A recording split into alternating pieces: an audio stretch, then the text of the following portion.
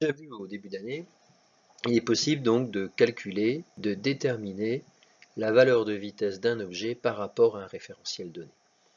Nous allons voir dans cette partie que non seulement il est possible de déterminer cette valeur de vitesse, mais qu'il est également possible de donner d'autres informations, à savoir donner le sens du mouvement, donner la trajectoire du mouvement, et cela grâce à quoi? Grâce à la représentation d'un vecteur vitesse.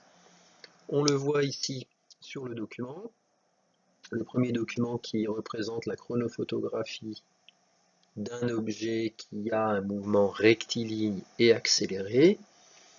Il est accéléré car la distance entre les points augmente pour un intervalle de temps donné identique.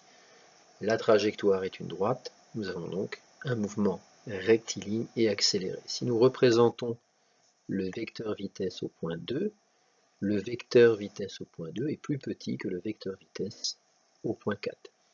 La représentation d'un vecteur vitesse nous donne donc une indication sur la nature du mouvement. La longueur de la flèche est proportionnelle à la valeur de la vitesse de cet objet. Ces vecteurs nous donnent également une indication sur le sens et la direction du mouvement. Un mouvement circulaire qui est ici uniforme car la distance entre les points est toujours la même, circulaire car la trajectoire est un cercle.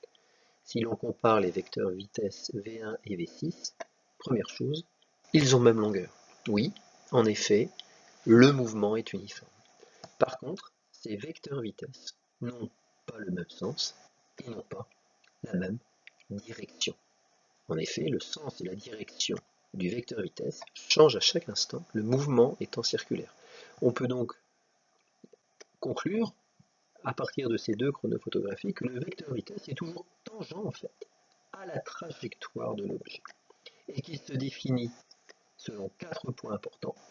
Premièrement, le point d'application, qui est très souvent évidemment le centre de gravité de l'objet.